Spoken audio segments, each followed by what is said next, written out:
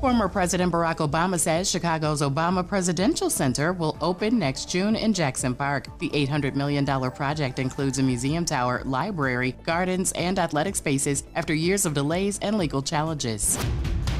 And fans are mourning the loss of a Palm Beach County, Florida rapper. Boca Raton police announced Monday poor Stacy died Saturday after an incident, but no details were released. TMZ reports he suffered a medical emergency at a hotel. He was 26. Get BIN News now on demand 24/7 on the iHeartRadio app.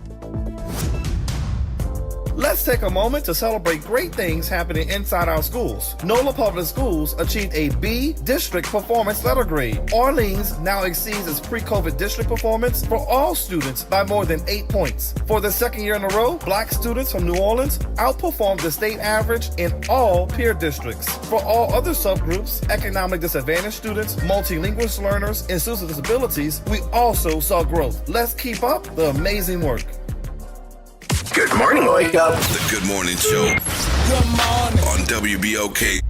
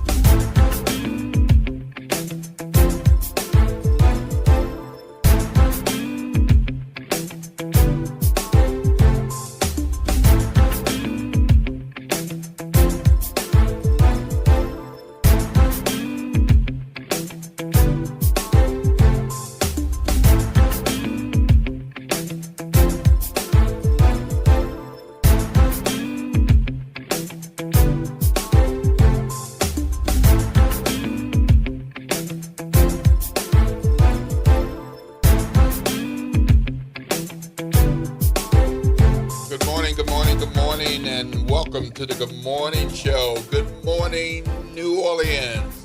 This is Will Sutton, and with me today is Minister Darrell G. Brown. Welcome back, my man. Good morning, sir. Good to be back with you. Thank you very much. All right. And welcome to the good morning to the WBOK family. All right. Well, it is it's chilly outside, but yesterday I think it was cold. Yes, it was. So brisk outside, a little cloudy.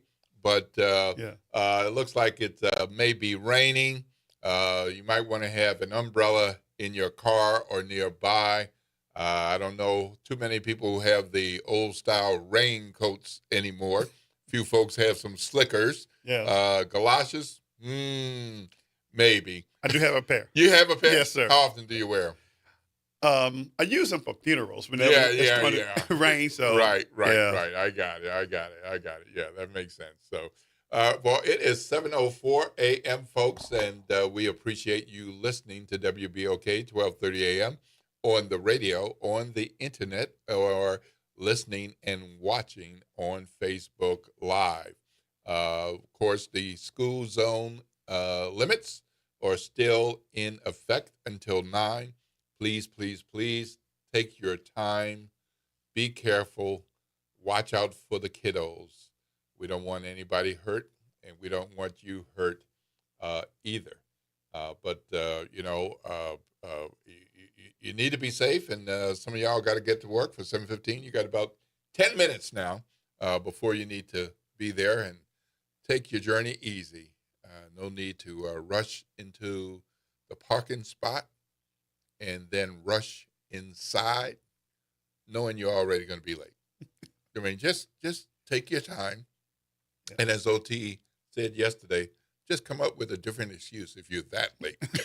Don't use the same one over and over again. Yes. Well, I tell you, Darryl, we had quite the day yesterday in New Orleans and the New Orleans area, because the Border Patrol that we've been hearing about for days and weeks now, we heard they were coming, and they officially announced yesterday that they're here.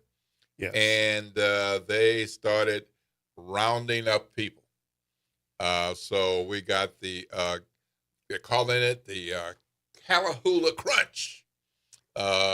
They were calling it the swamp sweep. Yes. You know, and they changed that name. So here's my take on that. New Orleans, Kenner, Gretna don't have much in the way of swamps. That's right. We have bayous. Yes. There are swamps. Most of us been around near swamps. We know how to get to a swamp, but that's not where they're coming. That's not where they're working.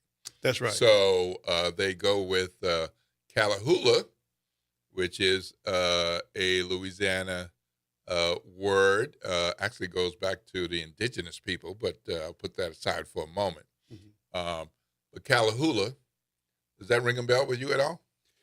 I know it's a small town in central Louisiana. Yeah. You got that right. All right. All right. It also is a parish. Yeah. Okay. Yep. And it's a dog. That's right. The spotted dog, right? Yes. Yes. It is a dog. That's a hunting dog. So, ding.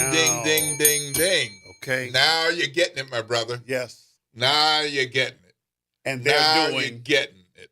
They're acting as a role of why the hunting dog. This is called the Callahoola Crunch. Wow. They didn't call this a poodle pack. Yes, that's right. No, a Callahoola Crunch. And that's what they're doing. We're here to hunt. Yes. We're here to hunt. We're hunting people. They're hunting people. That's right. Hunting people. So yesterday, they were out and about in Kenner and in New Orleans. And in particular, they were going to home improvement locations where they know day workers hang out to see if they can get a job for a few hours or for the day. Yes. And there were a number of people who weren't there because they feared something like this might happen. And there are people who were there, and a number of them got picked up. Yes. But they also went to home construction sites. Like if you're having some work done on your house. Yes. And they saw a group of 4, 5, 6 folks. They went to your house to get the people who working on your house. I read that article yesterday. That's right. I mean, that's right. It's not targeted in the way that you might think sometimes with an effort like this. I mean, they're really focused on where they can get numbers of folks wherever they can get them. And earlier yesterday, they were in City Park practicing using their drones. Wow. So they have been using drones to look that's right ahead of time. Yes. And see where their potential targets might be and how many and what's going on so they can scope it out and then get in and rush over and start picking up people. Will, I would like to know, I'm curious about how this is affecting school children. Well, it is. I talked to one teacher just last night about that. So yes. After the break, I'm going to tell you about that conversation. Okay. Because this is not just who they're picking up. It is affecting individuals, families, and businesses as well. All right, folks, it's 7:10 a.m. You got 5 minutes to get somewhere if you need to be there at 7:15. 7:30, you got a little bit more time to get there, but be careful. Pick up all your stuff. Make sure you got your keys, your phone. Some of us, make sure you got your teeth, your laptop, your watch. Make sure you lock the door behind you, all right? And we're going to see you after the break right here on WBOK. The talk line, by the way, I'm Will Sutton and this is Darryl Brown, but the talk line, we can hear your voices. Maybe you saw some of this action with the Border Patrol. Maybe you know some people caught up in it or a business affected by it. We'd love to hear from you. That talk line is 504-582-9422, 504-582-9422. You're listening to WBOK, 1230 a.m., what New Orleans is talking about all day long.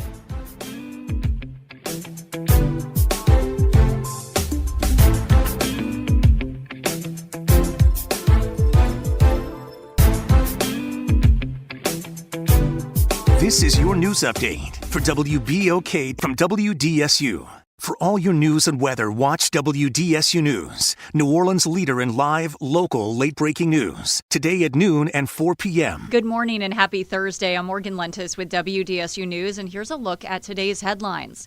This morning marks day 2 of Operation Catahoula Crunch in southeast Louisiana. Yesterday, approximately 250 Border Patrol agents began an immigration crackdown ordered by the Trump administration. Agents were spotted across the region from Laplace to New Orleans. Sources say the operation's goal is to arrest 5,000 illegal immigrants in just 2 months. Then the Archdiocese bankruptcy case could finally come to a close today. A proposed $230 million settlement would be paid out to the hundreds of survivors in the suit.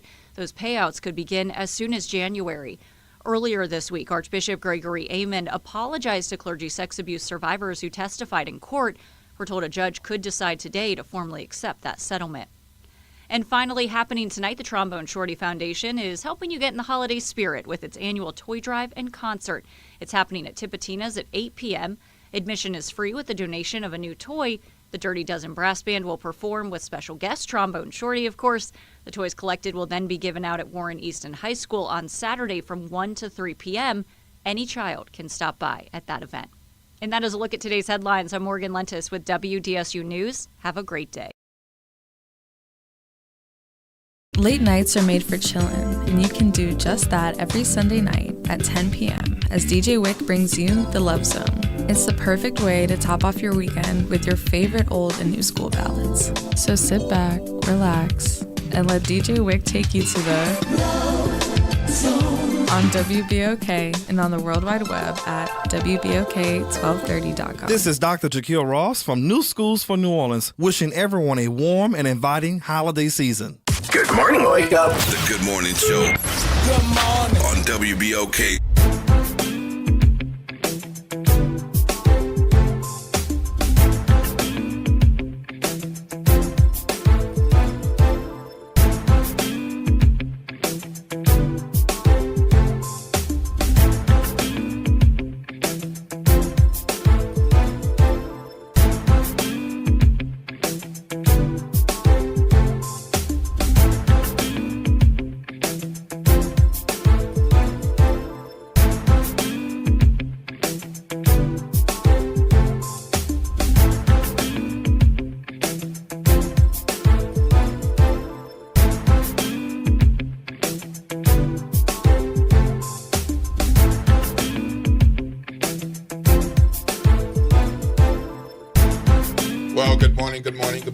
Good morning, New Orleans, and welcome back to the Good Morning Show. It is 7:14 a.m.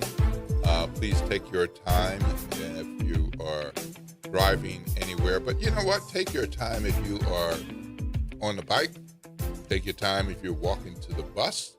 Yes. Take your time if you're walking down that streetcar aisle. I'm on the streetcar or the bus. I really don't like people falling all into me because they're rushing, trying to get to a certain you're seat. right about that. I don't do it as often as I used to, but Yes. And I appreciate the people who use that transportation for their groceries, and so they're not going to have just a laptop swinging on their arm. They got, and sometimes we forget if we don't use public transportation that's how some people get around. That's right. And they got 4 and 5 bags. So I'm not talking about they shouldn't be on there. What I mean is, just take your time, and then those with kids, that's how they use public transportation to get the kids around. But I just want everybody to be careful and be respectful of other people. Mm-hmm. And please be respectful of the people who are lugging these things or trying to rally the kids. I mean, give them a break. Give them a little grace. That's right. So, great point. All right. So 7:16 a.m. in just a bit, we're going to be talking to our congressman. It's Thursday, and so that means it's time for U.S. Representative Troy Carter, and he's got a lot of stuff to share with us. We're going to check in about his Thanksgiving holiday and the drive-through dinner that he hosts. He was at the Bayou Classic kickoff on the Monday before the big weekend. I saw him over there, and of course he was at the Bayou Classic and I saw him there too. We'll talk about the Bayou Classic Thanksgiving, and we'll also talk about what we thought was going to be an upcoming deployment, which is now an official deployment of the Border Patrol, but also ICE and National Guard, and what's happening with that. We'll try to get to a couple of other things with him as well. We also will have Sherry Thomas, Executive Director of Justice and Accountability Center of Louisiana. She's going to be talking with us about building, managing, and securing funding for mission-driven programs. So let me get back to your question, your comment about how this Border Patrol stuff is affecting others. Yes. I was at a meeting last night, and a number of different people spoke, and then people hung around and just talked and socialized or just caught up and shared numbers and so forth. I was talking to one woman who is a teacher, special education teacher, in Jefferson Parish, and her students haven't been coming to school. I was wondering about Haven't been that. coming to, and Yes. she was so happy to see one of her students yesterday. She was surprised that the kid was there. Now imagine being a teacher and being surprised that your student is in the classroom. You're surprised because what's happened in the last few days, as we knew this was coming, is there are a number of kids who aren't going to school. And in the case of elementary kids in particular, it's not because they don't want to be there. It's because their parents are protecting them. That's right. Their parents are protecting them, and in some cases, the parents may not have the papers that these folks want them to have. So if they're taking them to school, then they could be separated from their kids.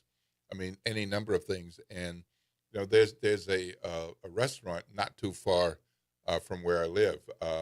This story, people, is not just a New Orleans area story. This is getting lots of national attention. It's all over the broadcast networks and streaming services. Councilman Oliver Thomas was on CNN in the 2:00 hour. I was on Roland Martin in the 5:00 hour. It's getting attention from a lot of different places. People want to know what's happening here as they hear about what's happening elsewhere. And as I told the Roland Martin audience yesterday, late afternoon, there's a restaurant not too far from where I live, and it's a Mexican food restaurant. And they have staff and they have customers, and they closed down because of fear of what might happen, that they're using these drones and checking out lunchtime maybe, and seeing who's walking in and out, and making assumptions that the people aren't citizens. That's making assumptions that the people aren't citizens, and going in. And Will. So this is it's not just the pictures and the video of the people that you see, being handcuffed or detained. It's affecting that individual's families as well. That's right. Will, the way ICE operates, they will arrest first, deport second, detain, maybe arrest, detain, deport. Yeah. And ask questions last. Yep. Well, we are going to hear more about this from the congressman when he is available, because every Thursday morning, Congressman Carter comes on and always has a plethora of things that he can talk about and wants to talk about. But I'm sure he'll give us an update. He was already planning to talk about this. Yes. But, he's going to be talking about this more when he joins us. One of the things that has happened is there are different municipalities and jurisdictions who are cooperating with ICE and the Border Patrol. So they are assisting in the detainment or the arrest or transportation of some of these folks. There's something called, trying not to get too wonky, but if anybody wants to look it up, it's a 287G agreement that you make with the federal government as a jurisdiction to essentially sign on and say, you can come in and we will assist you and we will cooperate as local law enforcement. Yes. Now, we don't do that in Orleans Parish, but that is done in Jefferson Parish, and that is done in Kenner. So there's some local assistance as a part of this as well. Now, the mayor-elect and the New Orleans police superintendent, Helena Moreno and Ann Kirkpatrick, made a point yesterday that we know that they're here. We know that they're going to be here. We are, the police, our New Orleans police, are not going to be cooperating with them because these are not criminal matters. These are civil matters. And the New Orleans Police Department deals with criminal and potential criminal, and then public safety, but not that type of civil matter involving immigration. So she's made that clear and has made that clear over and over again. Yesterday, in particular, they spoke to the issue of mask and lack of identification. That's right. Because we've seen that there are a number of people who are being detained, handcuffed, arrested, questioned by people who have ski masks or other types of camouflage and covering on their heads and their face, and have no identification jackets. That's right. They're not showing any identification. So it could be some of anybody who's perpetrating. It could even be a perpetrator. And so you really, really have to be careful. And I've said this before, but I hope that in this Creole gumbo population of Greater New Orleans that we have with all kinds of mixes and everything, don't assume just because you're black that they're not going to pick you up. That's right. Because this is not limited to Hispanic Latino people. And matter of fact, they in the Midwest are now specifically targeting Somalis. And way more than 90% of Somalis are dark and darker people. And so that might look like whatever as they continue to go about doing this Calahula Crunch. All right, we're going to take a break. And when we come back, we will be on the phone with our Congressman, Troy Carter. Don't forget, I'm Will Sutton, and with me today is Darrell G. Brown, Minister Darrell G. Brown. Yes, sir. And we want you to call. We want to hear your voices. Every week, we're pleased to have the Congressman on with us, but he wants to hear from you as well. And that talk line is 504-582-9422, 504-582-9422. You're listening to WBOK, 1230 a.m., what New Orleans is talking about. All day long.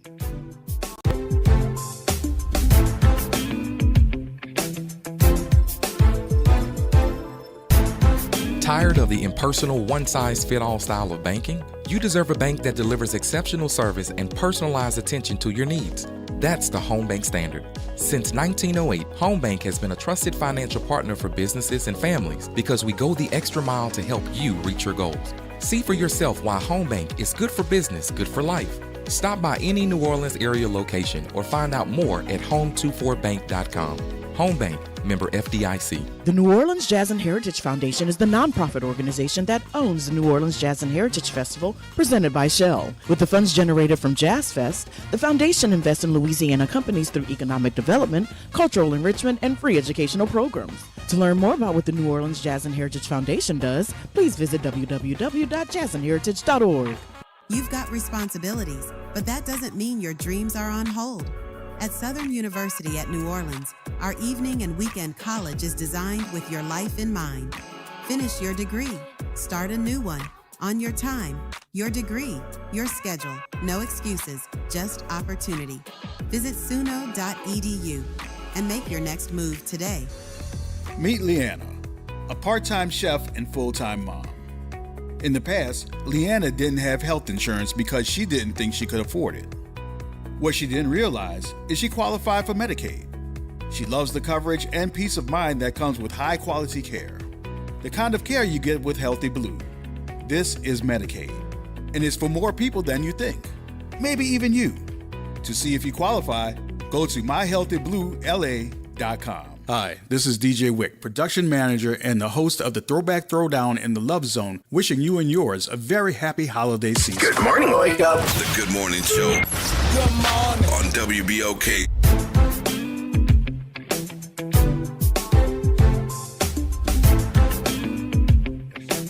Good morning, good morning, good morning, New Orleans, and welcome back to the Good Morning Show, or welcome to those of you all who are just tuning in.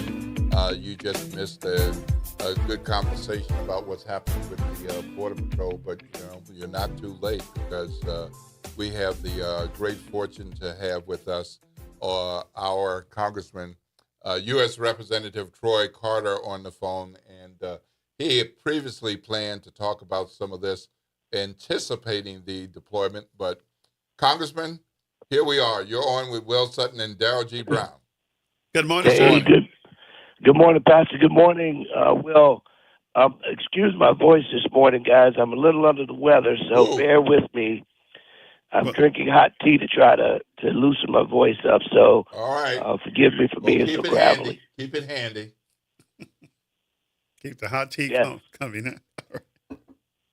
Well, I know we want to talk about Thanksgiving and your drive-through and the Bayou Classic. So maybe we can touch on some of those things and then get to the hot news of the day with the Border Patrol, something that you've been monitoring very carefully.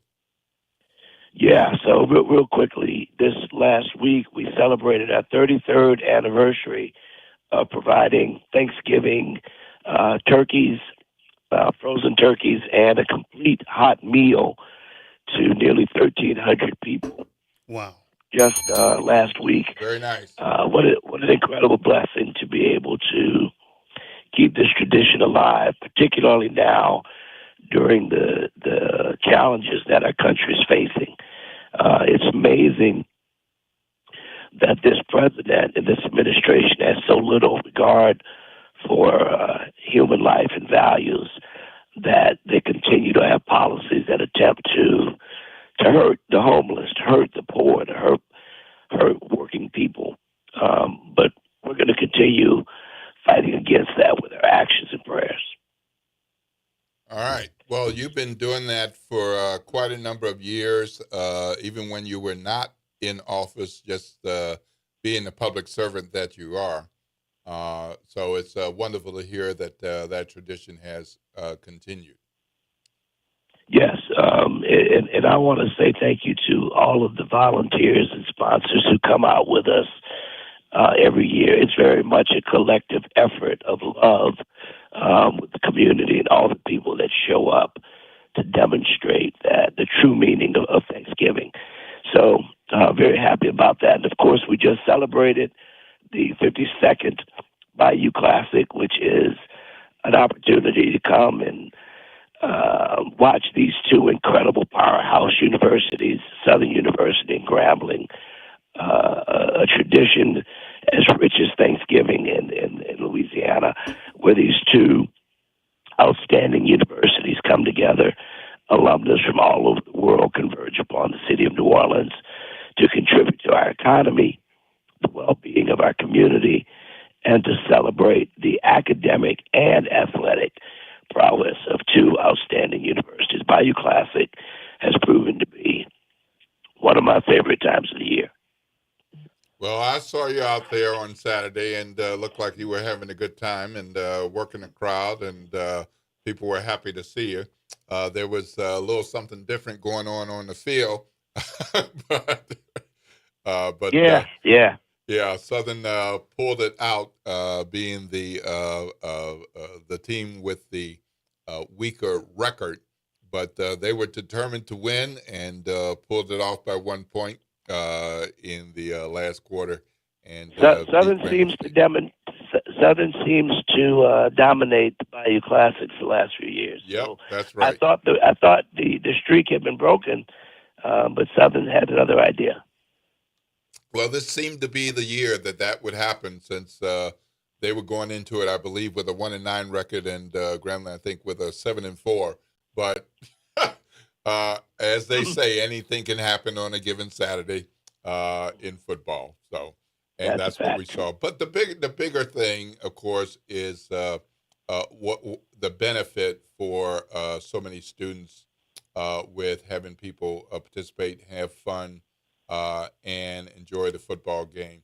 And the other thing, Will, that I always like to really pinpoint here is, while we come to see these two dynamic teams play football, let it never be forgotten or missed the academic excellence and the leaders that these two universities present and develop. Great leaders in every field of endeavor have walked the halls of these two great HBCUs. And it's important to note, while we talk about the Bayou Classic and the football game, let's never forget the principal reason they're in school, and the academic excellence that they leave these universities with is something that I'm particularly proud of. Yep. All right. Well, we got a call, Congressman. We're going to hear from Mitchell. Good morning, Mitchell. You're on with Will Sutton, Darrell G. Brown, and Congressman Carter. Well, good morning, Mr. Will Sutton, Minister Brown, and Congressman Carter. Good morning to you. Good morning to you. Better. Good morning, sir. Yes, sir. And also, I do want to make a comment in terms of the academic success of the universities this weekend. Southern University, I think, is the #1 nursing school in America, and from Baton Rouge. So we can really, praise God for their academic success and excellence in their nursing field. And so, which is exciting. But I wanted to call this morning to give you, Congressman Carter, a bit of good news. You gave an opportunity to get before you the early part of the year. We met with you about the River Ridge affordable housing development that is going on, and we have been able to garner multi-million dollars to build 28 residential housing units. We have repurposed former Benjamin Banneker Elementary School, have repurposed that property for an affordable housing community with 28 residential units, also with supportive services ranging from health, legal services, workforce development, substance abuse counseling, life skills training, financial literacy through several FDIC banks, through the CRA process. So we're really excited about that. And on top of that, we were able to, through funding through the Brownfields grant, get $3 million. It was the most for the state of Louisiana. So we brought that bacon home, and that's going to allow us to do some environmental cleanup at the site. And so we just celebrated that Justin feat at ULL, where they had a awards ceremony announcing to all of the grantees the amount, and we received over $3 million. And so just wanted to share with you, and thank you for your support, and wanted to find out if we can get before you to have a site visit at the Banneker site. And let me say, your staff has been #1, has been great. conversing with them and working with them. But I just thought the audience and yourself and others would just hear a little bit of good news about how we are addressing housing needs for the low-income families. 28. Man, that is fantastic news. Thank you, Mitchell. Thank you so much for sharing that with us. I look forward to, my team is listening on the radio. They take good notes on issues and things for us to follow up on. We will make sure that you reach out to us, and we will schedule a time to come and do a walkthrough. This is the kind of stuff I love to hear, where seeds that are planted start to grow. Thank you for your and commitment to making this happen. Well, thank you for calling, Mitchell. That's indeed great news, and we look forward to hearing more about what you're doing over there. Congressman, one of the things that's happened in recent weeks is the idea of folks coming into this city and this region for immigration roundup purposes. And yesterday they made it official that the Border Patrol is here to do their business with what was previously called the Swamp Sweep. Now they're calling it the Callahoola Crunch. And they were out in force yesterday picking up people at home improvement sites, individual home construction sites, and a number of other places, just sweeping people up and taking them away. They have no counts at this point, but based on eyewitness reports, it looks like we're talking about dozens of people. Well, this Callahoola Crunch or Swamp, whatever, these little cute names that sounds like a cereal or something. These are people's lives. This is a community that requires the rule of law to be administered. And if you're going to come into a community to help, well, then let's coordinate with our local authorities. If you're going to come into a community under the auspices of providing resources, then why not coordinate with the sheriff's departments, with the police departments, with the mayors and parish presidents? Why operate in the cloak of secrecy, wearing masks, and not properly identifying yourself as law enforcement? As I said to the national press, this is a disaster waiting to happen. If the president sincerely wants to help our community, there's ways to do it. There's ways to provide resources to our local police department. If you to our local sheriffs, if you really want to help, and if you're really after the quote unquote bad guys, as President Trump consistently says, he wants to come and get the MS-13ers and he wants to get the murderers. We support that.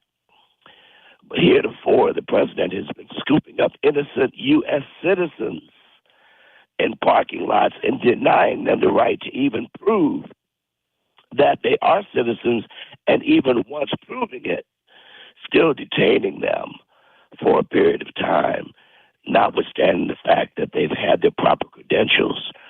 That is not help. That's not help. That's militarization of our streets.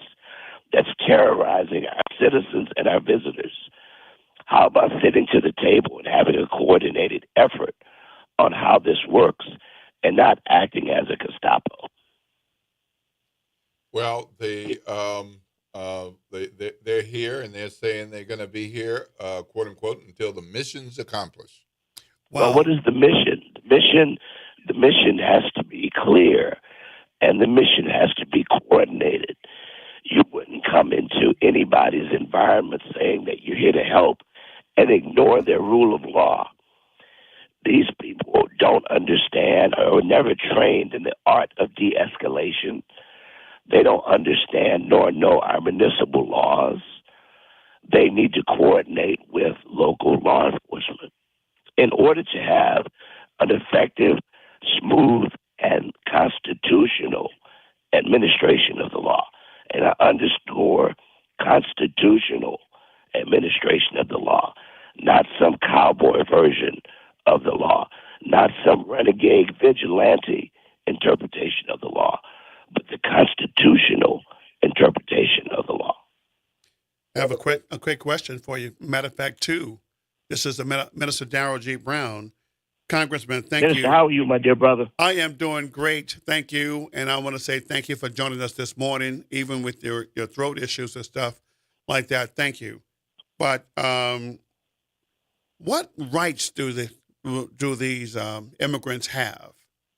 Even the ones who are here legally, what are their rights when they are being arrested by masked men? That's number one. And number two is, what happens if ICE does not abide by the rules? You said that they should come in and cooperate with the local governments and everything. But what happens when they come in rogue and do what they want to do? Well, number one, they do. Everyone has rights, and your right to remain silent is always your option. Your right to have an attorney present is always your option. You should immediately incite your right to remain silent and your right to have a lawyer present, to ask for a supervisor. On our website and many other sites, there are a number of 1, 2, 3, 4, 5 bullet points of what to do if you are stopped by ICE or Border Patrol. Number one is, you're not obligated to speak. You have the right to remain silent. You have the right to request a lawyer. You have the right to ask for a supervisor. You have a right to present your identification and your proof of citizenship. And unfortunately, we have seen this play out many times before, Minister, where all of these things have been violated. That's right. So the local authorities, ACLU, and a number of other organizations are filing lawsuits to block what is deemed to be these illegal stops and searches. So I would highly suggest that you seek legal counsel on the proper steps, but at a minimum, you have the right to remain silent. You don't have to. You have the right to ask, is there an arrest warrant? Why are you being detained? I would suggest that you cooperate as best you can to avoid any violent actions taken against an individual. We've seen some of these rogue officers take it upon themselves to get very physical. So we should at all costs try to avoid the necessity for someone to get heavy-handed while exercising your right to remain silent. Certainly is your right to do, and then seek further advice from legal counsel. Okay, Congressman, we've got a call. Good morning, Ms. Jones. This is Will Sutton and Darrell Brown with Congressman Troy Carter. Good morning to you all, and thank you for being aboard, Congressman Carter. Do those icy folks have a right to be covered up like that? It's just reverse like the Klans with white sheets, they got black sheets. Is that lawful? Because it looks like 5 and 6 persons are grounding one person, whether that person is innocent or not. Does it take all of that, being covered up, hooded up? It seems to me that might be criminals let out trying to enforce law. I have been very, very critical and very, very vocal in the media, in the press, and in the Congress. Take your time. Take your time. Grab that tea. Against these officers who think that it's lawful to wear a mask, cover their face, fail to inform or to show a badge, or to notify themselves as agents of the law. I think it's counterproductive. I think it's illegal and improper. And I've said it to the Secretary of Homeland Security, who, by the way, will be before our committee next Wednesday and I intend to challenge her.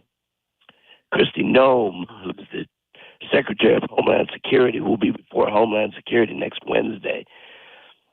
And I intend to challenge her on these practices that I believe to be counterproductive to any semblance of enforcing the law. And I agree with you, ma'am, that this feels like vigilantes, and we have no idea if someone showed up on your lawn and grabbed one of your loved ones with a mask and no identification. God only knows how a person might act, because you don't know if this is a villain or law enforcement. You don't know if this is a bandit. And what would you do? It's going to end up potentially causing more trouble than help. Certainly would. I think they're more abandoned than anything else. That's what I really think, and don't want to show. Of course, they're coming from Donald Trump, so you can't expect any different. Like I said to people, you have your ID, driver's license, state ID, whatever. Always have a copy. Send copies to your relatives out of town, wherever you hide, because they take their credentials, especially the ones who have no way of really getting them again. At least you know the sad part about this is America. You know, we saw this happen in apartheid in South Africa. We see this happen in developing countries, but this is America. And the notion that this president has demolished our democracy the way he is attempting to do, to challenge the rights of everyday citizens and to create the kind of fear on the streets, all under the auspices of wanting to help, is really unfortunate. Well, and we're not going to give him a pass on it. We are going to challenge him every day and fight him with the tools that we have, albeit we don't have the votes in the Congress. We literally are fighting every single day and will continue to fight for the rights and freedoms of American people against someone who wants to be a dictator. Yes, a dictator. They've been planning this for many, many years before you were brought into this world, to be truthful, from what I remember in history. And it's unfortunate that our people, white or black, don't even realize it. It's obviously self-destruction. Help you destroy yourself. And Trump is like a robot to me. It's outside influence. Got him roboting all around to do anything that he wants to do for destruction. All right. Well, thank you for calling, Ms. Jones. Appreciate hearing from you. You have a blessed day. You all too. All right. Thank you. Bye. Congressman, we got another caller. Good morning, Reverend Calhoun. You're on with Will Sutton and Darrell G. Brown, and of course, Congressman Troy Carter. Good morning to all. Good morning. Good morning. Congressman, I'm trying to get an understanding about how do we declare war on a country. Does it still take an act of Congress to declare war? If we invade another country based on whatever reasons leadership determines, do they still have to come through Congress with that? Or they can just go in and do like Putin did Ukraine? They can just bomb it up.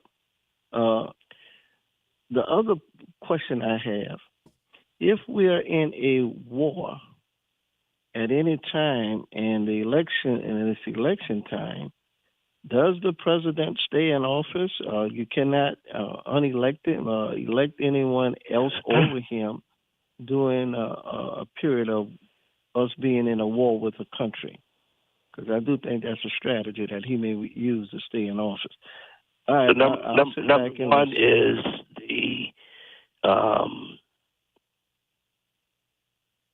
the Constitution is very clear. The United States Congress has the exclusive power to declare war, not the president. The United States Congress, as per Article 1 of the United States Constitution, grants Congress the power to declare war. Number two, There's nothing in the Constitution that says if there is a current war going on that the president stays in office. However, you are correct, Reverend Calhoun, that has been floated as a strategy of this administration to ensure that this president sticks around past his end of term, and that is to cause essentially a World War III. Is something that has been rumored as a strategy from some of his minions to maintain power. But we as Americans have to be vigilant. I call on my Republican colleagues in both the House and the Senate to do your jobs, to protect the democracy, not to protect the party, to protect the rule of law, not to protect a person. Our democracy, our rule of law is stronger than any one individual president or party, Republican or Democrats. That should mean something to you. Message to our Supreme Court: do your jobs, protect our democracy, protect the freedoms of Americans, and do not let this man who wants to be a dictator ruin our country. So we cannot give our Republican brothers and sisters a pass. We have to lawfully and peacefully reach out to them, send them letters, use your social media, ask to visit with them. Do not give them a pass. Put pressure on them to let them know that we're watching. This is to the detriment of our entire country, which is, if our country is challenged, our world is challenged. We will not be silent while Trump attempts to do these things. So what does the Congress do to stop what's going on? Because it's obvious and evident that he's moving forward. He's determining who can be citizens of this country or not. If he don't like your skin color, which has been demonstrated by his attack on black and brown people, how then does Congress? I don't know how you. I know you say write letters and try to visit with them, but it seems like they are stoned in love with whatever he does and defend it any kind of way. I don't get this part. I've never seen in my lifetime anything of this magnitude coming out of Washington. So it's almost like a cult leader. He has a cult type power over them. I've never seen anything like it either. It is a cult like Jim Jones, or that they seem to be mesmerized by his ill actions, and although in private will admit that these things are wrong, but many fail to find the courage to say it publicly. Well, again, Congressman, if he continues on the path he is on right now, destroying relationships within the country, again, as I look at it, he's following Hitler plan to the hilt. He has weaponized the Department of Justice as Hitler did with the SSS. So where are, I don't know, what do we do? Our educational system, he has made it almost impossible for you to, he's determined rather, who's going to get an education or not, a decent education. So I'm just trying to figure out, where do we as citizens of the United States of America, because he wants to determine who's a citizen and who's not, where do we go? How do we really have to fight what's really going on? Because we have fought through Jim Crow. We have fought through segregation. We fought through slavery. We have fought through some of the most egregious and toughest battles in American history. We will fight through this one too. One thing we will not do is quit. I wish there were easy answers to this demonic regime, but I will tell you that Every day I wake up swinging. Every night I go to bed swinging. I'm going to keep fighting for the American people. I know that you are on the ground and so many others in the community swinging and fighting for the American people. We're not going to give up because this evil man has a plan. We have been the attack of evil plans our whole existence. And we will survive this. But we have to keep fighting. All right. Well, Thanks, I'm Reverend out. Calhoun. You have a That's the only blessed day. thing I know is how to Congressman, fight. we got a call from John. Good morning, John. You're on with Congressman Troy Carter. Good morning. Morning. Can you hear me? Yes. Good morning, John. Good morning, Congressman and guests this morning. I think you mentioned it yesterday that, that's particularly complex here in New Orleans because within our families, we have people that look like they're from the south of the border, from Italy, from Polynesia, and straight from Congo land, all in one family. So, that can get really complex. But, the Democrats have to share some of the blame for this. We have to admit it that the Biden administration allowed just too many people coming in here unvetted. And I had an issue with that. It's not the idea of people coming, but you got to remember some of the Latinos that voted for Trump, although they were fooled, many of them voted for the reasons that a lot of them who came here legally a long time ago, because I've spoken with them, ran from a lot of those problems of gangs and rape and child abduction. And so when they saw a lot of just people coming in willy-nilly, they said, well, good God, we tried to get away from that, and some of those people are coming here. But Trump used that fear against them. Trump's agenda really to make this back a black, white, and Native American country. You can see in his actions. And that he's going after Ilhan, what's the woman from Somalia? Ilhan. Yeah. But, they done got caught up there with a lot of, they set themselves up with a lot of corruption and stuff like that. And there is a provision in the Constitution, and I've read it. I can't think of where it is, that there is a difference between, even if you become a naturalized citizen, there's still a difference between a naturalized citizen and a native natural-born citizen. That even a naturalized citizen, if you lied in any way, you've done things civilly against the country, you can be unnationalized. Unlike if you lied in your application of getting your citizenship, if there was anything improper in the way of obtaining your citizenship. But John, do all you can. Hey, John, yes. John, give me a moment. Yes, sir. We're going to have to let the congressman go. So I want him to respond to some of the things that you said before. John, I want the congressman to respond to some of the things that you've said so that we can hear from him before we have to let him go. So I really appreciate your calling. Excellent points, good questions and comments. But let's hear from the congressman before he has to split. Congressman? Hey, John, thank you for calling in. I always enjoy hearing from our citizens, and it's particularly refreshing to hear the level of questions from all of the callers, which makes me very happy. That shows that we're paying attention, that we're in tune, and we are remaining vigilant in knowing our rights.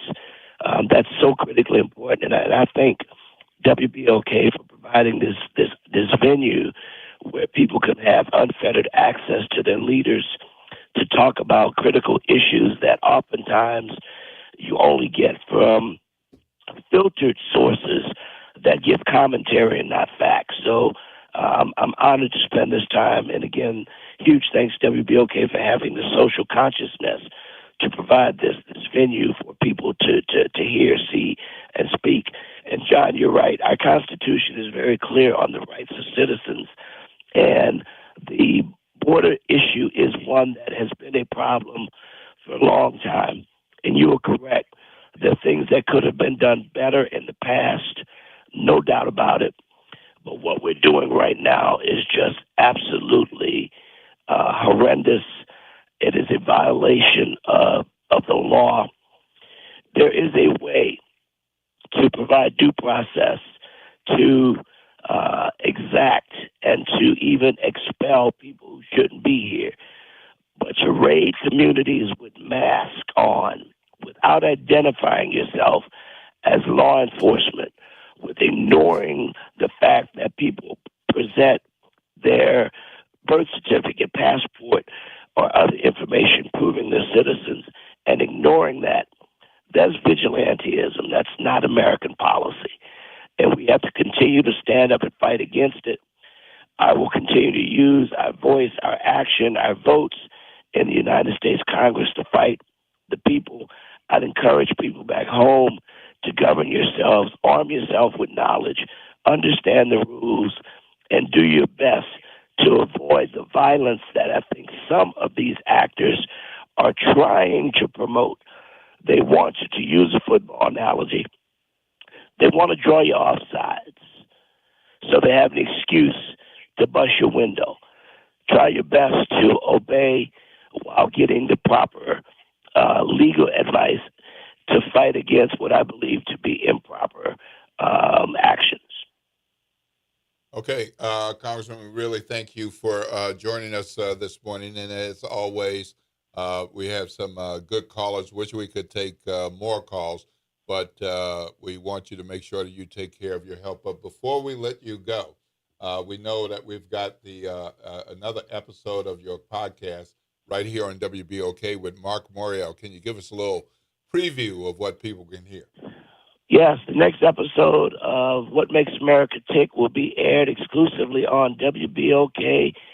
Both stations of this great organization will have the opportunity where you can listen to an exclusive, in-depth conversation with our city's second African-American mayor, former Mayor Mark Morial, and current president and CEO of the National Urban League, to talk about pressing issues of the day, nationally, locally, and worldwide. You can hear it on WBOK. You can hear it on Spotify or YouTube or Apple or anywhere you watch or listen to your podcast. I'd encourage you to tune in and listen to it right here on WBOK. All right. Thank you, Congressman. Really appreciate your time. I hope you drink more tea and soothe your throat and get some rest. I know you're working, but you got to take care of yourself. Otherwise, you can't do the work for us. Thank you, God bless you, my friend. Troy Carter. Thank you, sir.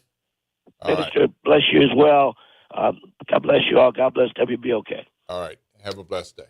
Thank you. All right. Thank you for joining us, Congressman Carter. Thank you all for engaging in a rich conversation with the Congressman. Very good points. Great questions. Excellent questions. Yes, sir.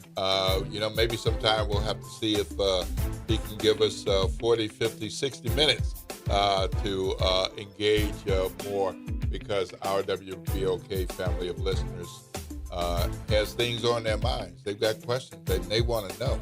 That's right. They want to go beyond the first layer, as we found out today. Yes. So that's good.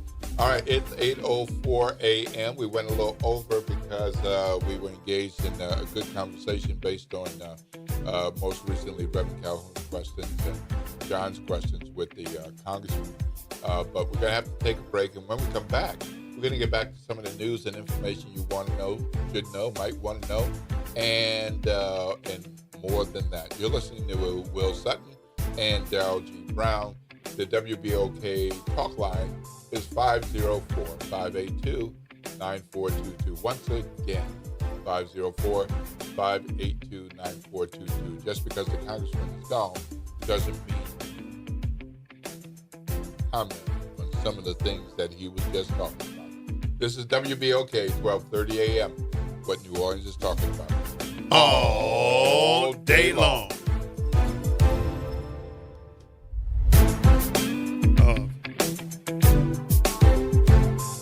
The historic New Orleans Orleans Collection presents a new exhibition open through June 7th, 2026. The Trail They Blazed. Built collaboratively with people who participated in the local civil rights movement, The Trail They Blazed presents stories of social and racial justice straight from the people who live them. Listen to leaders tell their stories of resistance and persistence in their own voices, recorded by the historic New Orleans Collection. Plan your visit to 520 Royal Street in the French Quarter and reserve your free tickets at hnoc.org today. This is The Law in Your Legacy. I'm attorney Pete Hamilton. I'm attorney Ryan Hamilton. If you had $1 million, would you leave it to an 18-year-old?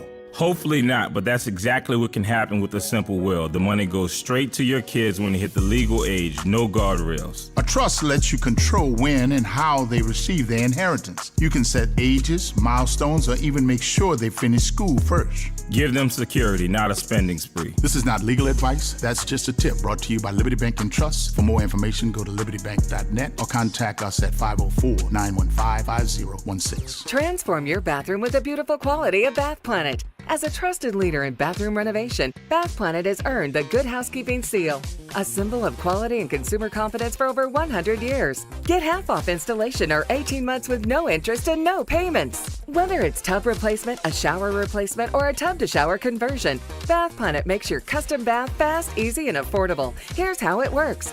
1. Call to schedule your free, no-obligation consultation. 2. Our design experts come to you with real samples to customize your dream bath. 3. Our certified installers complete the transformation in as little as 1 day.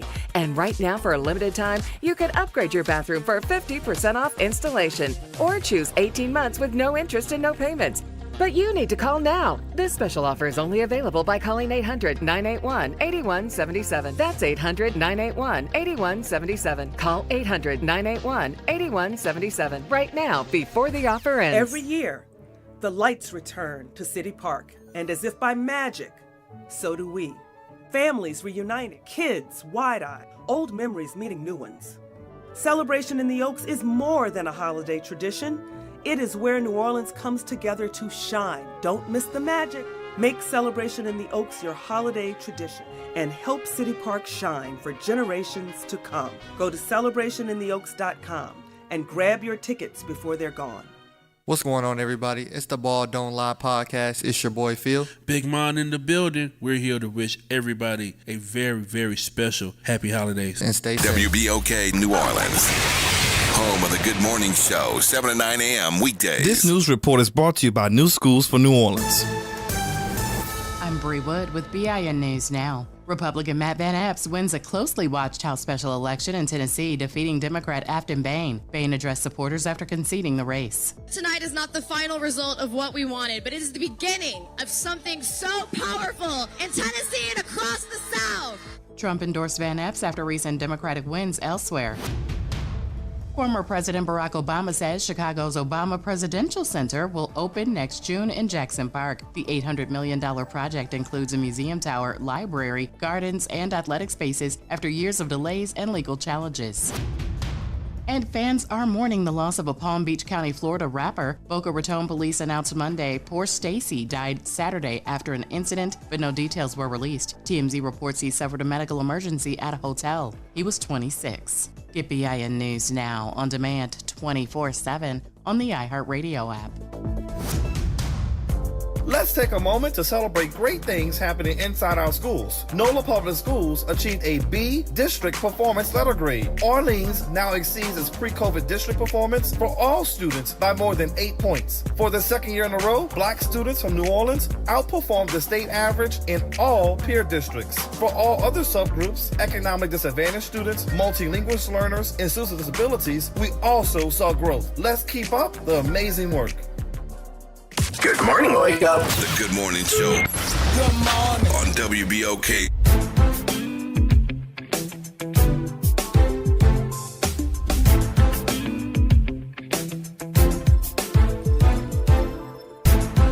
Good morning, good morning, good morning, and welcome back to the Good Morning Show. We're here at WBOK 1230 a.m. I'm Will Sutton, with me is Darryl G. Brown. And we just got off the phone with our Congressman Cory Carter.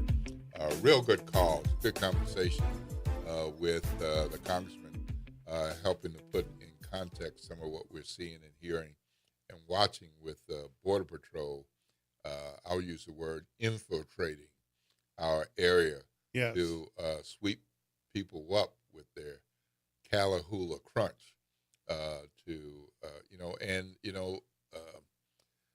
Homeland Security leader Kristi Noem has been saying we're going after the worst of the worst. The worst of the worst. Yeah. The worst of the worst. And they keep saying the worst of the worst. But what we're finding is doesn't seem like they're catching any of the worst of the worst. These freaking people are going to work. That's right. Or they're in the middle of working on somebody's house. Or they want to put their kids in school. Or they want to improve themselves by going to a training. And in some cases, people have had violations. A parking ticket. That is not the worst of the worst. That's right. That's right. I mean, it's just really ridiculous. We got a call. Good morning, Aaron. You're on the Good Morning Show with Will Sutton and Darrell G. Brown. Good morning, Aaron.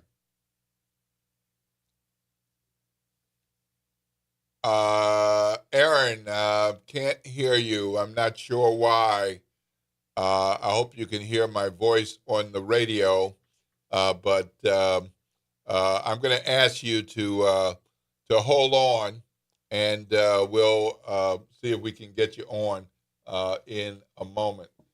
Meanwhile, I want to let people know about some other news that has been happening, and one of those things is that there was a guy who died while in custody in the Jefferson Parish Jail, and that guy is Kelvin Maxey, 68, of New Orleans, and he was pronounced dead at the end of November in the Gretna Jail. The autopsy was being conducted earlier this week, but they have not released a cause of death at this point. However, the coroner's office did say that there doesn't appear to be any signs of trauma or foul play. Okay. So perhaps this was natural causes, but we really don't know. Maxey had been in jail as a fugitive from another jurisdiction. Sometimes that happens, and the sheriff's office didn't provide any details about the jurisdiction that was looking for him and why they were holding that guy. We also have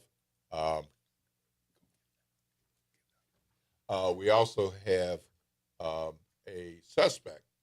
You might have heard about this story with a Army officer's wedding gown was taken at the New Orleans airport, and along with some other property. But now they have a suspect in that unfortunate situation. There's Jesus Orellana Castillo, 59, of Kenner, is a contract employee at the airport, and he was booked with the theft. So this guy, apparently working as a contract employee at the airport, and is alleged to have picked up the wedding dress and some other things, really messing up this couple's joy. So we'll see where that goes in the coming days. We also have a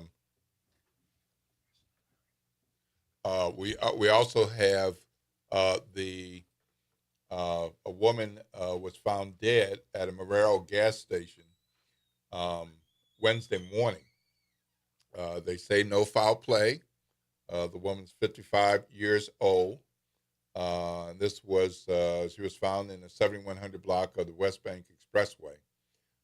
She was inside of a vehicle parked at a fuel pump. So I'm not sure who was pumping the gas, but they were scheduling her for an autopsy, so we'll look to hear from them. Aaron, hold on. I hope we can hear you in a moment, Aaron. So then we'll get you on. We also have reports that. Oh, we got Aaron. Oh, Aaron, we got you on. All right. Good morning, Aaron. You're on with Will Sutton and Darrell G. Brown. Good morning. Good morning. Can y'all hear me? Yes, we can now.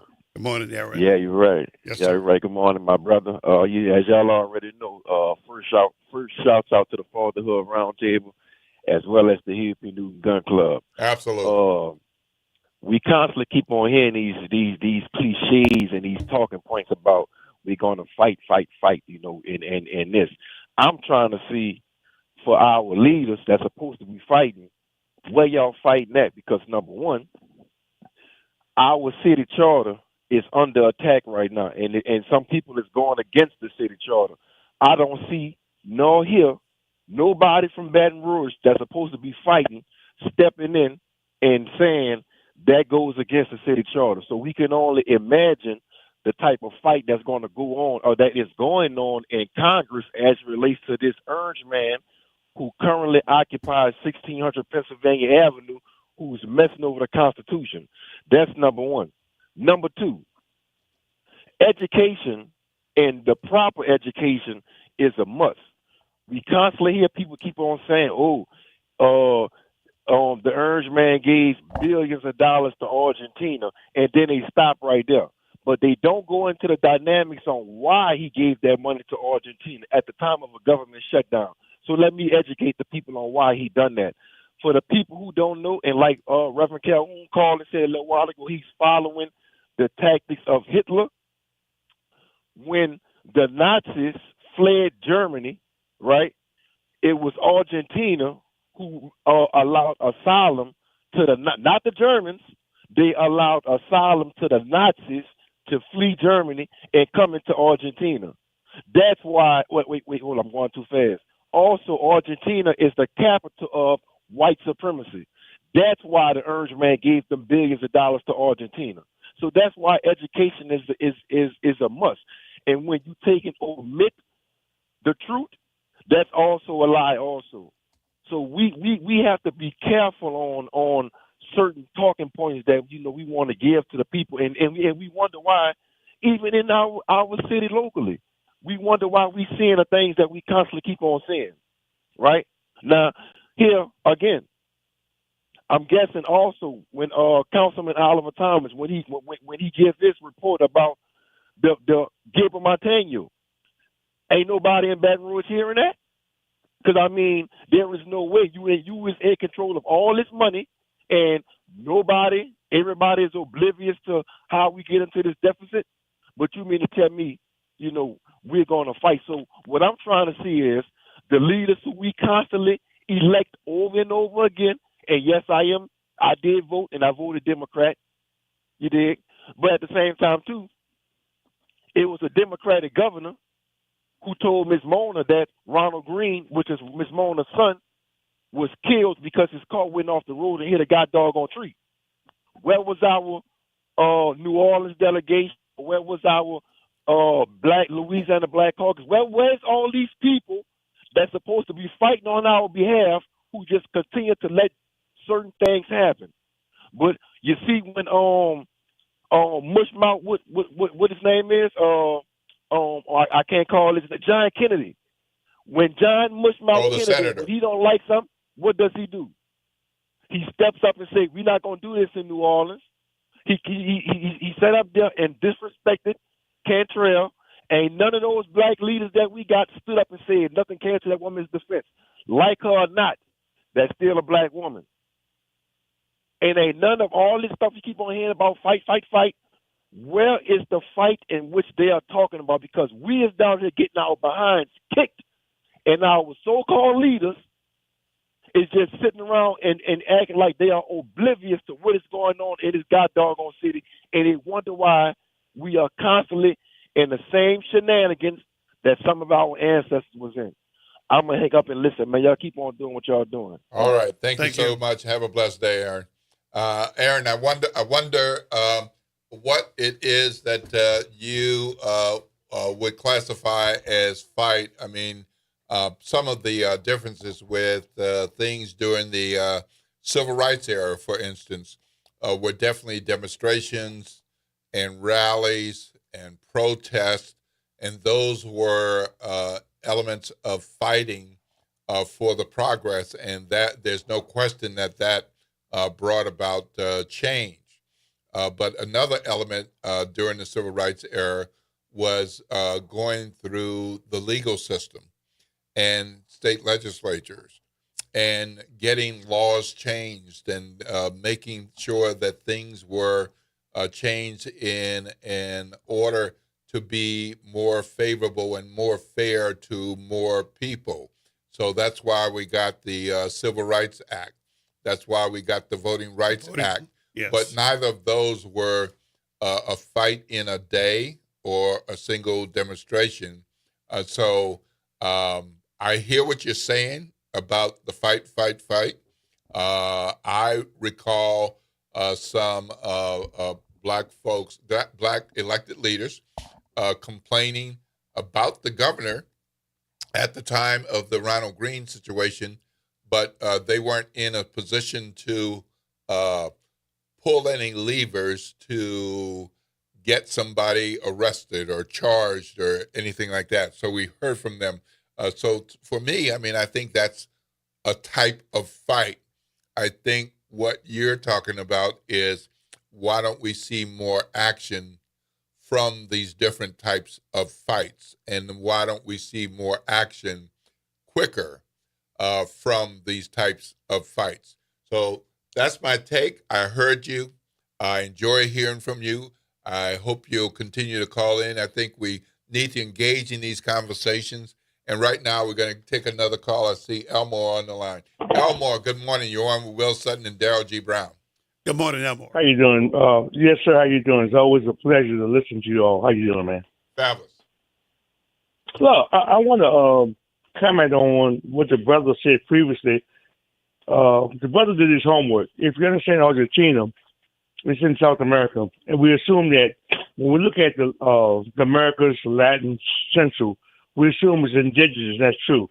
Argentina, what happened was, if you can remember, if you read your history, after World War II, a lot of high-ranking Nazis went to Argentina. Matter of fact, Argentina is so pro-Nazi, white supremacists of the Americas, they even were wearing helmets like the Nazis did.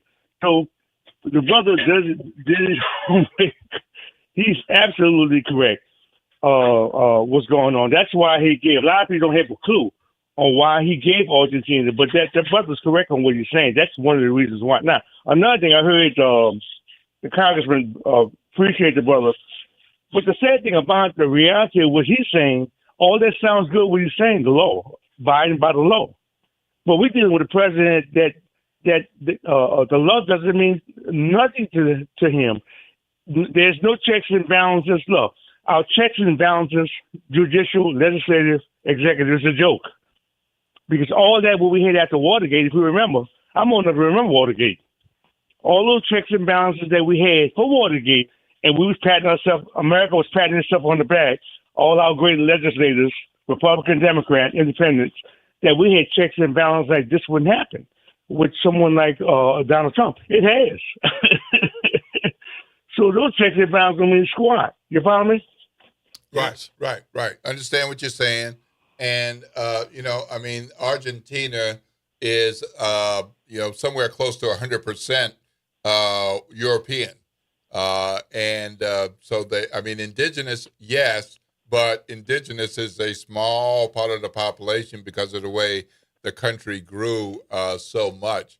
And you're right, and Aaron's right about the Nazi connection, because that is one of the places where Nazi sympathizers and Nazi folks went after the World War II. That's one of the things that happened. No, I'm sorry. Could I add one more thing? I'm sorry. I want to add one more thing. Go ahead. I'm sorry.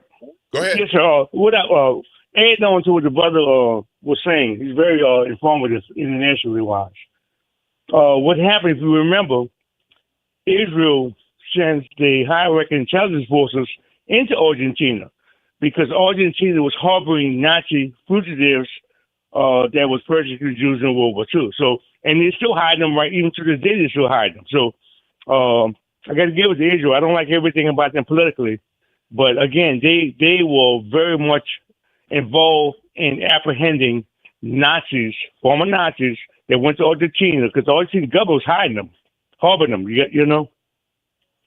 Yep. Yes. Understand. Well, thank you for calling, Elmore. We appreciate you calling in.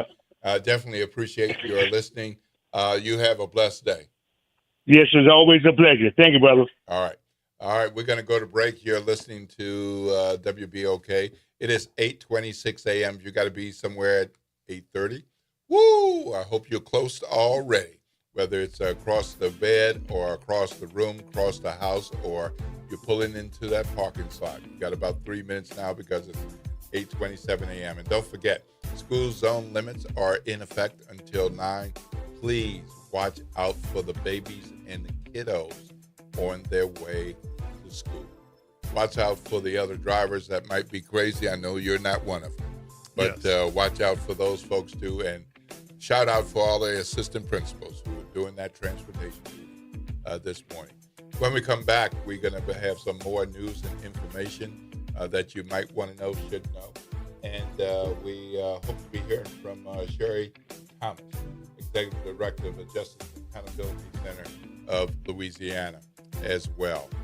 You're listening to WBOK, 1230 a.m., what New Orleans is talking about. All day long.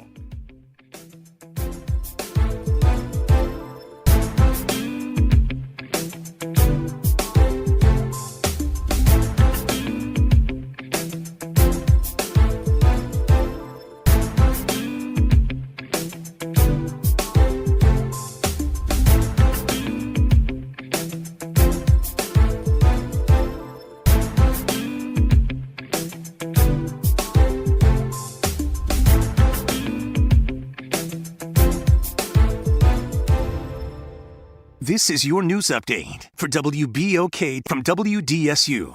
For all your news and weather, watch WDSU News, New Orleans' leader in live, local, late-breaking news. Today at noon and 4 p.m. Good morning and happy Thursday. I'm Morgan Lentis with WDSU News, and here's a look at today's headlines.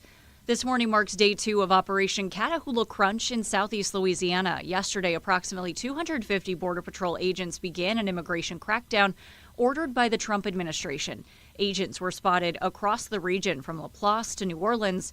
Sources say the operation's goal is to arrest 5,000 illegal immigrants in just 2 months. Then the Archdiocese bankruptcy case could finally come to a close today. A proposed $230 million settlement would be paid out to the hundreds of survivors in the suit. Those payouts could begin as soon as January. Earlier this week, Archbishop Gregory Aymond apologized to clergy sex abuse survivors who testified in court. We're told a judge could decide today to formally accept that settlement. And finally, happening tonight, the Trombone Shorty Foundation is helping you get in the holiday spirit with its annual toy drive and concert. It's happening at Tipitina's at 8 p.m. Admission is free with the donation of a new toy. The Dirty Dozen Brass Band will perform with special guest Trombone Shorty, of course. The toys collected will then be given out at Warren Easton High School on Saturday from 1 to 3 p.m. Any child can stop by at that event. And that is a look at today's headlines. I'm Morgan Lentis with WDSU News. Have a great day.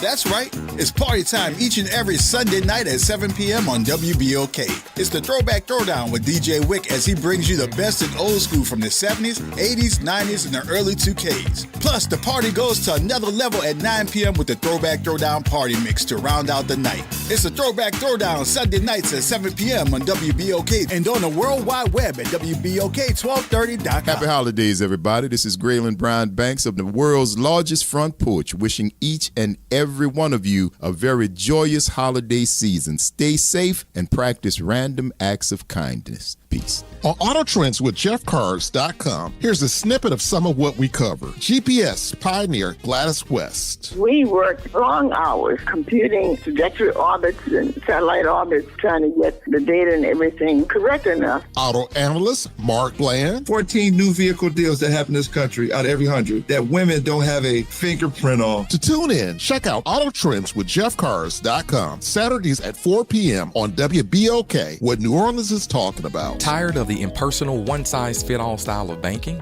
You deserve a bank that delivers exceptional service and personalized attention to your needs. That's the Home Bank Standard. Since 1908, Home Bank has been a trusted financial partner for businesses and families because we go the extra mile to help you reach your goals. See for yourself why Home Bank is good for business, good for life. Stop by any New Orleans area location or find out more at home24bank.com. Home Bank, member FDIC. The New Orleans Jazz and Heritage Foundation is the nonprofit organization that owns the New Orleans Jazz and Heritage Festival, presented by Shell. With the funds generated from Jazz Fest, the foundation invests in Louisiana companies through economic development, cultural enrichment, and free educational programs. To learn more about what the New Orleans Jazz and Heritage Foundation does, please visit www.jazzandheritage.org. Tune in to The Monitor's Mic, where we talk about oversight, policing, and you. Hosted by the Office of Independent Police Monitor, we're here to shine a light on policing issues that matter, from real-time policing updates to in-depth interviews. Every Friday at noon on WBOK. You've got responsibilities, but that doesn't mean your dreams are on hold. At Southern University at New Orleans, our evening and weekend college is designed with your life in mind. Finish your degree, start a new one, on your time, your degree, your schedule. No excuses, just opportunity. Visit suno.edu and make your next move today. Meet Leanna, a part-time chef and full-time mom. In the past, Leanna didn't have health insurance because she didn't think she could afford it. What she didn't realize is she qualified for Medicaid. She loves the coverage and peace of mind that comes with high-quality care. The kind of care you get with Healthy Blue. This is Medicaid, and it's for more people than you think. Maybe even you. To see if you qualify, go to myhealthybluela.com. My name is Caleb Henry. And I'm Eli Henry. On behalf of the Henry family and Equity Media, we want to wish everyone a happy holiday. Good morning, Wake Up. The Good Morning Show. Good morning. On WBOK.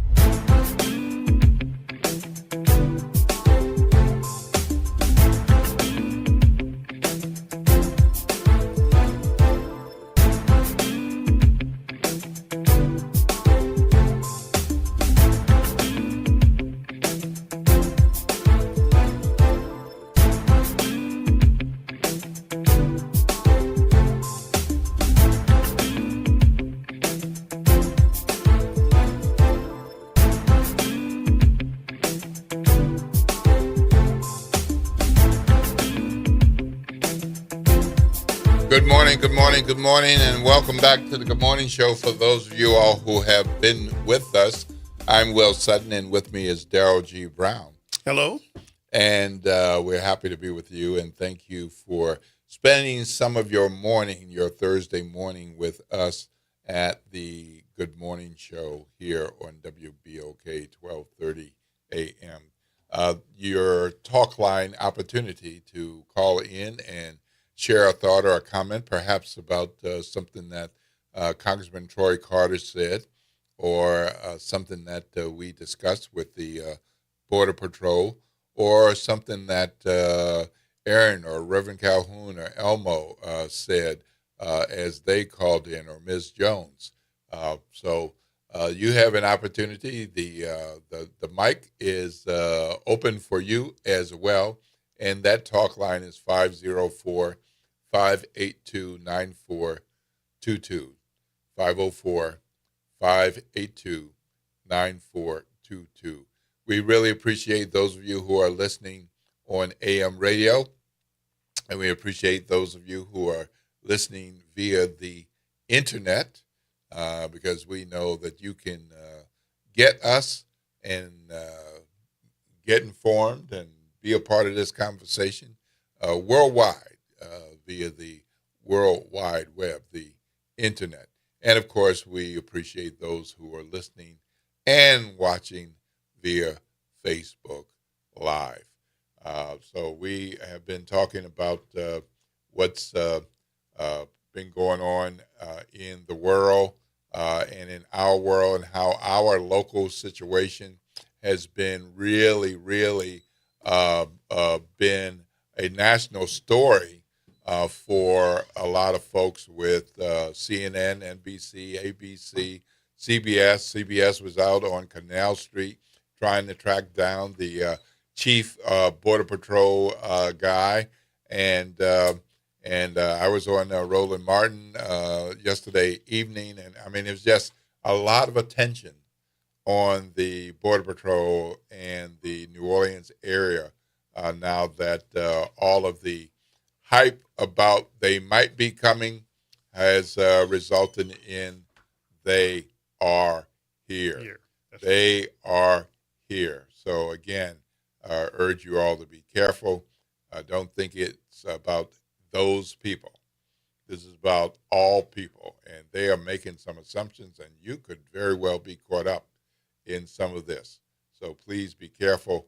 And right now we're going to jump into conversation with Ms. Sherry Thomas from the Justice and Accountability Center of Louisiana. Good morning. Good morning. Good morning. Thank you for having me.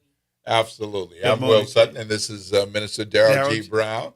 We are pleased that you're able to join us this morning and talk about your work at the center and talk about the work generally with the partners that you work with, because we know there's no single individual and no single office and no single organization with so much stuff going on. So we know the partnerships are very critical. But before we get to that, Ms. Sherry, who your mama and them? Who the heck are you? Come on, our WBOK. I get that question all the time. Our WBOK listeners want to know, who are these people you're bringing on? I get that question all the time. My name's Sherry Thomas. I'm originally a Moses from Bogalusa, Louisiana. Hey! I got relatives from Bogalusa. Wonderful city. So I come from very small beginnings. I reside in Baton Rouge, and I work statewide. Our main office is in New Orleans, and so I'm super excited to be one of the advocates across the state of Louisiana. All right. Wonderful, wonderful. So tell us a little bit about the Justice and Accountability Center. Yeah. Pre-Sherry, and then with Sherry. Mm-hmm. I want to start. You made a very valid point about our partners. I want to thank our partners and our supporters all around. We partner with organizations like Louisiana Bar Foundation, also to Black Voters Matter. We partnered with other organizations like Baptist Community Ministries. And so we have lots of partners that we have statewide, Power Coalition. I can go on and on because our partners do matter. Southeast Louisiana. First 72. Yep. SLLS. And so our partners matter. Also, our volunteers and the attorneys that we have actually matter because we couldn't do our work without our partners and our supporters. So thank you so much because that's huge for us at our organization. Pre-Sherry and Justice and Accountability Center, organization started in 2014. And so the organization started to serve a need where individuals needed a place where they can go and get free services and assist them with obtaining second chances. And so most individuals know us for our expungement work because we do a lot of expungement work statewide. In New Orleans, we have an expungement clinic every second Wednesday of the month. Our office has now moved. We're in the Urban League building. And so, on Carrollton. On South Carrollton. Yes, right around the corner. Yes. So next Wednesday, we'll be having an expungement clinic, and we have that clinic in New Orleans every month. But every quarter, we go to other places across the state. We most recently had a clinic in East Baton Rouge Parish, and it showed a huge need for those services in EBR Parish. We'll be having another one and providing more services there soon because we had to turn so many people away. Each clinic we have, we have to turn individuals away because the need of the actual services that we have far exceeds the services and resources that we can provide. So we're always looking for more attorney volunteers because that is what help us to be able to assist more people, because there's not enough funding in the state currently right now for us to be able to have enough staff to do it alone without our volunteers and our supporters. Well, I do want to get to some of the other things that you all do, but I'm glad you brought that up because expungement is something that I've been close to at different points in my life, especially as a higher education staffer and faculty person. There are issues with enrollment, absolutely, and loans, absolutely, and there are situations with employment, and somebody might have done something when they were 18 years and 1 day old, and they are 27 now, and they were only in for 30 days, but it's still there. You're it has absolutely an impact on them. So when you're saying expungement, I would like you to help some of the folks in our WBLK family listeners to know, who are we talking about that would be eligible for an expungement, and what is expungement? Yeah, absolutely. You made very valid points, because a lot of times individuals hear the word expungement and they think of individuals that served hard time, that's been in jail for 30 years or 40 years. But here in Louisiana, our laws are written currently right now where any arrest has to be expunged or it will stay on your record, whether you were convicted of it or not. And it never goes away. And so it's not something that any individual like me or you could not experience.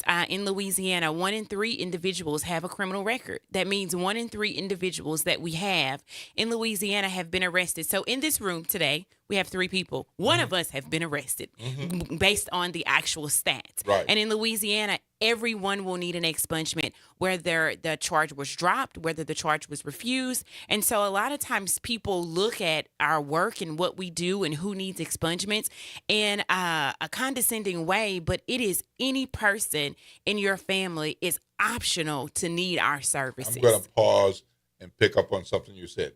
Even if a charge was dropped. Exactly. Wow. That's right. I want y'all to hear that. Even if a charge was dropped. So somebody decided there wasn't enough evidence, or just flat out, you didn't even do it. Or we arrested the wrong person. Right. That's and right. then this is on your record. You're absolutely right. And sometimes people have the conception that once they go to court, it's dropped. They individuals know that they didn't do it and a mistake was made, and they think it just automatically goes away. They don't realize until they go for a job and they have been offered a job, and when they get that background check back. And so we see so many people that have employment issues. We also see where individuals will have worked in a job for 20 years and then all of a sudden something shows up on their record. We have had so many individuals in healthcare that have lost their employment, lost their job because something came up on their record 20 years later. And so some of the most I would say simple things that we've seen more recently was a nurse who had been working for 27 years, and she was terminated from her job because she had a jaywalking ticket because she was walking her dog that's wild. without a leash, and they ended up giving her a summons. She never knew it went on her record. It ended up being in criminal court, and she lost her job. Something as simple as walking your dog without a leash. We have individuals that come to us. Our oldest individual that we've assisted to date was 91 years old. He said he just didn't want to perish with something still on his record. So when you say you could have been 18 and now you're 27, we'll see individuals that did something at 18 and they're now in their 50s and 60s. And we'll see a lot of construction workers that's been working for temp services, but now they actually want to work for the actual company. And before they can do that, they need to get an expungement and clean their record. So we see all types of people. Right. And I'm a bit older than you. And so, I'm going to rely on my experiences. But, one of the big shifts on this has been that there was a time when a lot of this work was by paper. Mm-hmm. And so it was a matter of tracking down the paper and going through the paper processes. But fast forward to recent years and today, there's so many wonderful technology improvements. But now there's like all this data and information that is quickly and easily available, especially with AI. And so you're doing a search and it's like, well, let me just see about Miss Cherie Thomas. And then you're like, why is that on there? You don't even know it's there. Exactly. And so a company was like, well, we didn't know about this, Ms. Jones. We've loved having you here, but we didn't know this. Exactly. Some of the things that we've worked on in public policy to that point has been in regards to background checks. There are thousands and hundreds of thousands of background check companies, and those companies don't always update their records as they should. Wow. So what sometimes happens is the individual may have gotten an expungement and they may have gotten their record cleared, but when the background check company has been lay and not updated their records every 30 days as they should, an individual sometimes will get denied a job based on the background check company having old records. So it's very important for background check companies and employers and businesses to utilize reputable background check companies. And where they're using these companies, they need to ask the question, how often do you update your records and how accurate are your records? That point. Because there are sizable companies who actually have human resources departments. Yes. Might be 3 people and not, 20. But even with a small staff, they're trying to make sure they handle a bunch of things with whatever number of employees. So oftentimes a background company has a contract, and that company is making money on the background checks that they do for the company, but they get so used to using them that there's no conversation about your records. Yes. So at JAC, that's what we do. A lot of our work outside of expungement is public policy. We make sure and we look for issues that need to be addressed that harm individuals in the community, from employment, also from housing. That's a huge issue as well. That's right. Housing, also loans. So there are so many different things that criminal record and that background check literally funnels through. It's the collateral consequences that we really try to make sure that individuals don't have. Something else that we do that's huge that a lot of people sometimes overlook is our TWIC card appeals and denials. We have so many people that work in the construction. We're in Louisiana. That's one of the biggest industries here in construction. And so when an individual is denied on their TWIC card, our attorneys will help them go through their denials and appeals to make sure that they can successfully get that TWIC card, because we're all about getting individuals. What that is, the card. Okay. So it's the card that's needed to get into the actual plants. And so it's through TSA. And so it gives them the identification to be able to get into the plant. Thank you so much for that. Because sometimes I just automatically assume. And more recently, some of the millennials have asked me, what's a TWIC card? So thank you so much for that. Right. Yeah. And so we do lots of services at JAC. Outside of public policy, we do a lot of reentry services as well to get individuals reintegrated back into society when they do return home.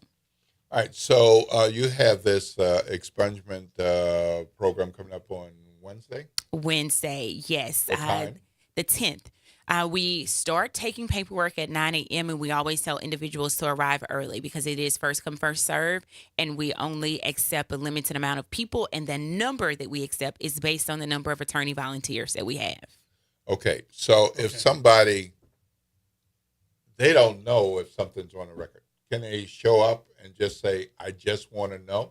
Wonderful question. No, they cannot. Prior to coming, they need to obtain 3 documents, a bill of information and court minutes from the clerk of court where the charge occurred, also to a background check from Louisiana State Police or the Sheriff Department where the actual charge occurred. In Orleans, they can go to the Clerk of Court's office if their charge is in Orleans and get their expungement packet from the Clerk of Court.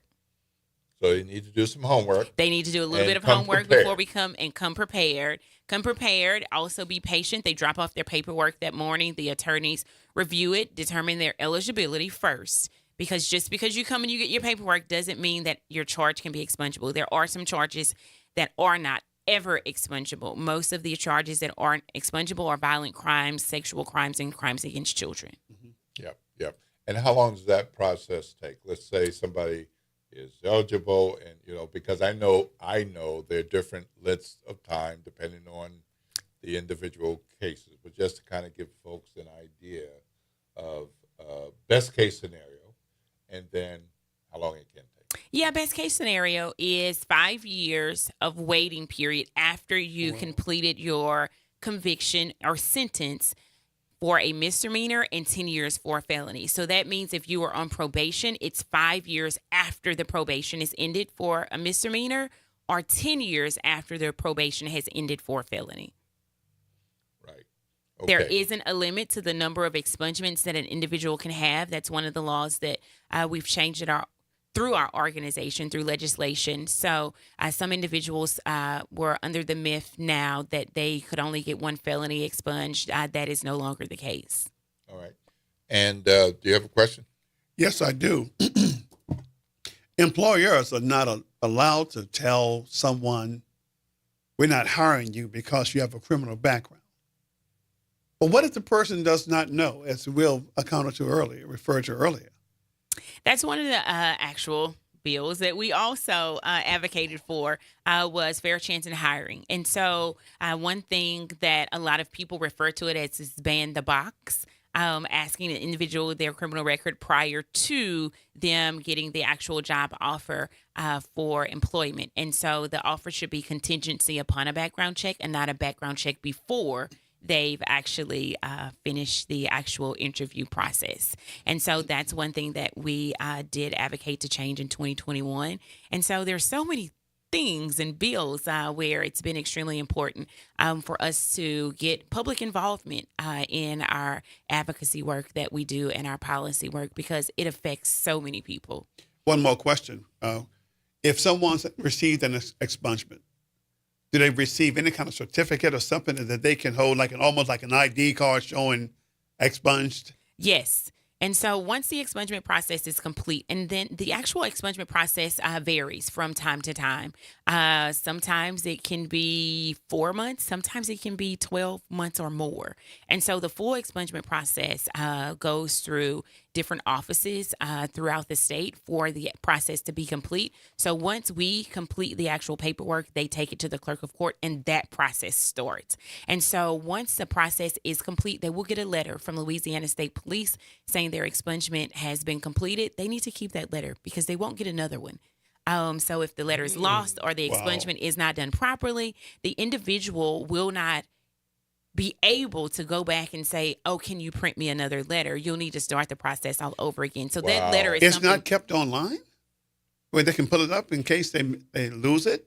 So when he made the statement saying you're older than me, I mean, I'm older than you. Yeah. I'm older than you. Right. So there's still this paper thing. There's still this paper thing. Right. Yes. And so one of the actual bills that we passed was NEO, New Endings and Opportunities. Yes. A lot of people referred to it as clean slate. It took us quite a few years to get it passed. But one of the important things that we wanted to make sure that that bill included was a clear system that interfaces all law enforcement and clerks of court. We do not have that right now. Right. So each individual parish has the ability to have a different system. And they also have the ability to have different processes. So some parishes still have those antiquated as that comes from Bogalusa, that paper mill, the paper. Yes, right. There are some parishes that still have paper records. Yep. Wow. So I know that this takes a lot of work, and you have staff, but you rely on a lot of volunteers. But it also takes money. It does take money. Tell us about that. It takes money, quite more than you would think for a small organization like us. So we always accept donations. We just had Giving Tuesday, so we always accept donations. If anyone wants to donate to us for our organization, they can go on our website, www.jaclouisiana.org/donate. It's really easy to donate, and we have a donate button that's there.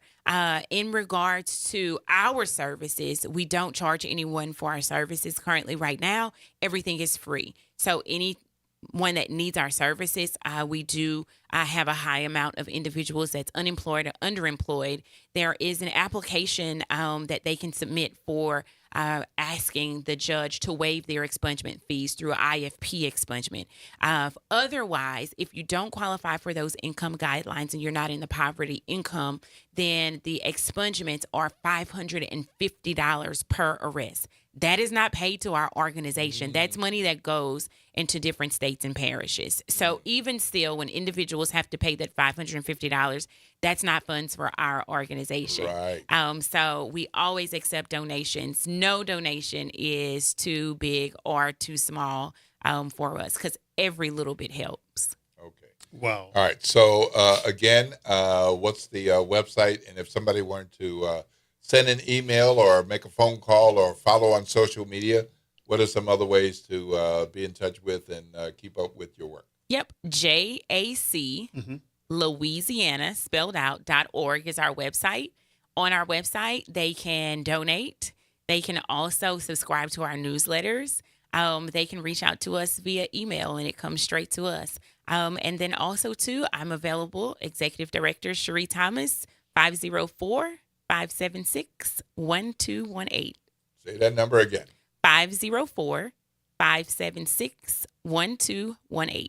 Wonderful. Well, thank you so much for making time to be with us, taking part of your early Thursday morning to be here. Wonderful conversation, great information.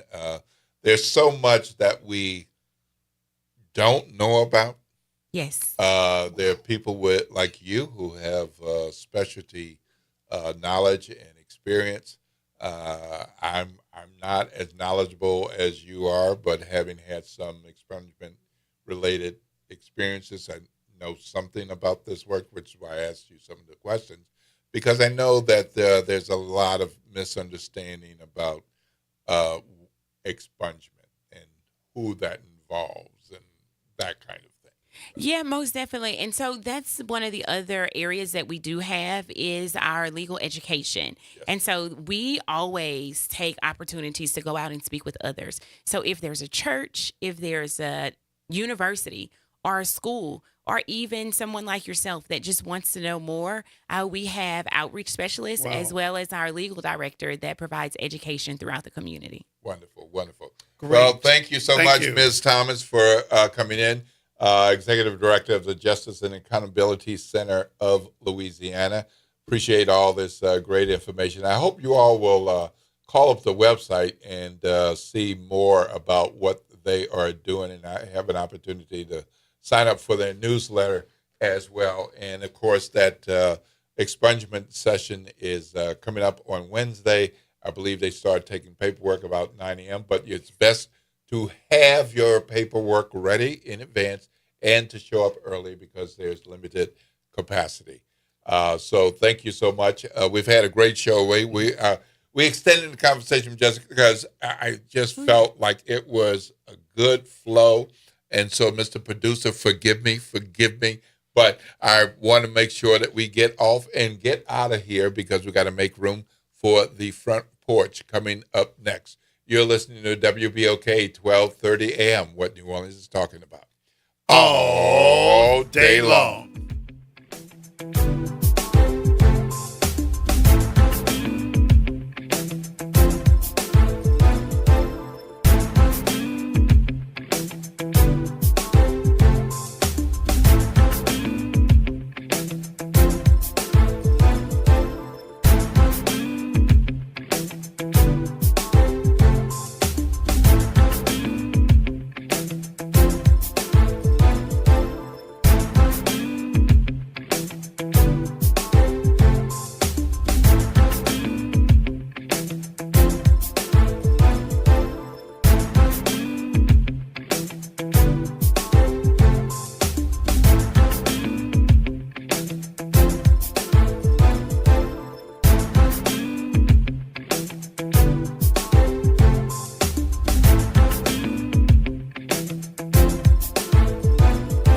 Ladies and gentlemen, welcome to the Benefit Solution Group Annual Enrollment Period Update. Who do I have on the line with me today? Hey, this is Lori Swanigan, CEO of the Benefit Solutions Group. And I'm Vanessa Scott, broker senior advisor with the Benefit Solutions Group. Can you guys tell me what is Annual Enrollment Period? The Annual Enrollment Period, the acronym for it is AEP. It starts October the 15th and it goes through December the 7th. Why is open enrollment so important? It is a time for anyone with Medicare, any person with a red, white, and blue card can actually get a plan. There are forms that you need to fill out to even get your prescription drugs. So can we go ahead and throw that number out there? Yes, let's do it. Again, that number is 504-621-3687. Awesome. And that's going to be Vanessa Scott coming to your doorstep. It's Benefit Solution Group. Don't let the laws change and leave you stuck out. Get your Medicare review today at 504-621-3687. Benefit Solution Group is a licensed independent agency not affiliated with the U.S. government. We offer Medicare Advantage Part D and Medicare plans for major carriers in our market area.